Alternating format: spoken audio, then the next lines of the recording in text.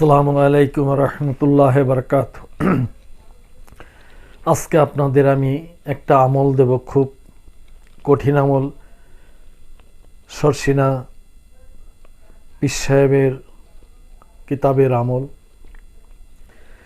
এই আমলটার কাজ হলো যে ছেলে মেয়ের দুষ্টুমি করে, স্কুল মাদ্রাসায় যেতে চায় না, বকাবকি করে, কথা শোনে না। এই আমলটা এত পাওয়ারফুল আমল, যদি আপনি করতে পারেন তাহলে এর রেজাল্ট ভালো পাবেন। এই আমলটা কিতাবে যেভাবে আছে সেভাবে বলবো, বাড়তি কিছু বলবো। নিয়ম মাফিক আপনি কাজ করবেন, কাজ হয়ে যাবে। কাজটা কিভাবে করবেন? তদবিরটা লিখবেন সকালবেলা ফজরের নামাজের পরে, সূর্য উদয়ের পরে।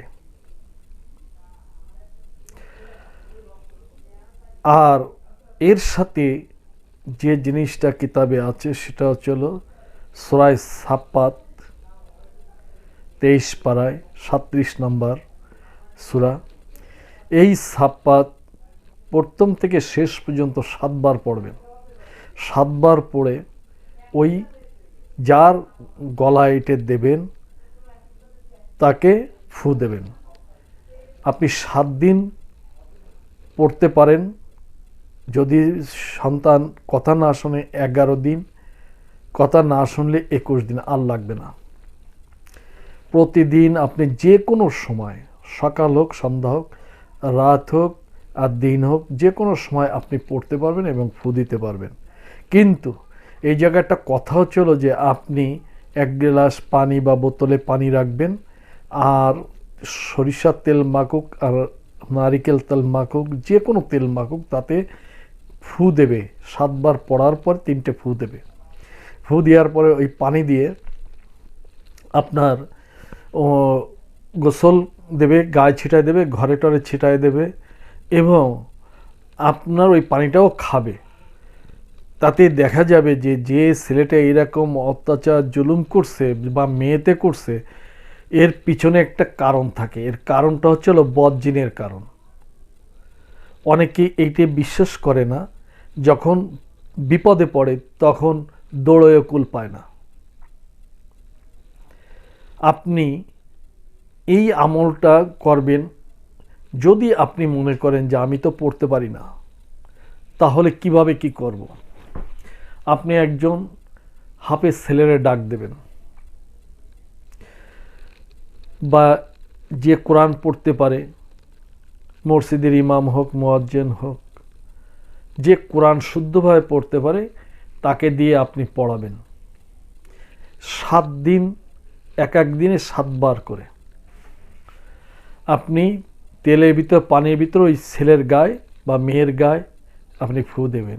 এখন বলতে পারেন যে ভাই, আমার স্ত্রী তো সবচেয়ে মানে তেজি এবং খুব মানে ঝগড়ার বাদানের তালেই আছে। আপনি নিজে এই আমলটা করে তাকে প্রয়োগ করতে পারেন। আপনি এই আমলটা যদি করেন, স্ত্রী যদি স্বামীর পরে করে হবে, স্বামী যদি স্ত্রীর পরে করে হবে, সন্তান আদির পরে করলেও হবে। যে কোনো লোকের পরে এই আমলটা করলে সে সুস্থ হয়ে যাবে। এই আমলটার গুণাগুণ এত যে আপনি না করলে বুঝবেন না।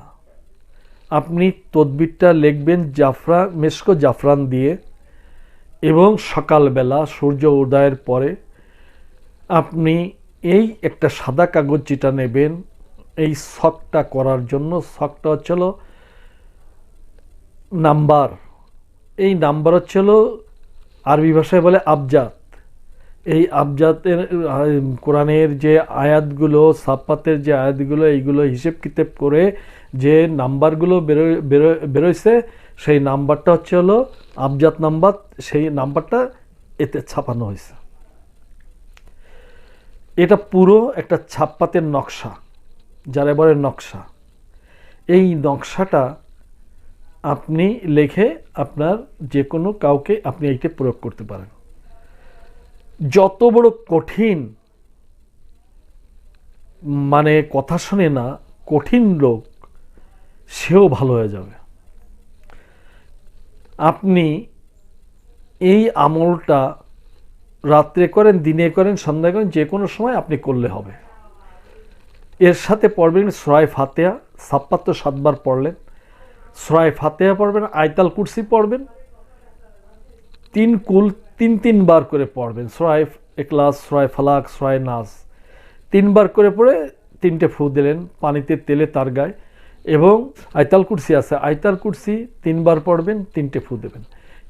আপনার সূরা ফাতিহা 3 বার পড়বেন, 3টে ফু দেবেন। এই পানিটা আপনার সবাই ব্যবহার করতে পারবেন, খেতে পারবেন এবং গোসলও দিতে পারবেন। তবে যদি বেনামাজি লোক হয়, কোরআন পড়তে পারে, বেনামাজি কোরআন পড়তে পারে, বিড়ি সিগারেট খায়, নেশা করে, কোরআন পড়তে পারে, তার দিয়ে পড়াবেন না, হবে না। কোনো ছেলের গায়ে আমি নিজেই এতে দেখছি যে খুব ভয়ঙ্কর জিন তাকে ঘুরে নিয়ে বেড়াচ্ছে, কথা শোনাচ্ছে না। তখন এই প্রয়োগ করলে ওই জিন সরে যাবে বা চুপ হয়ে যাবে, ও ঠান্ডা হয়ে যাবে।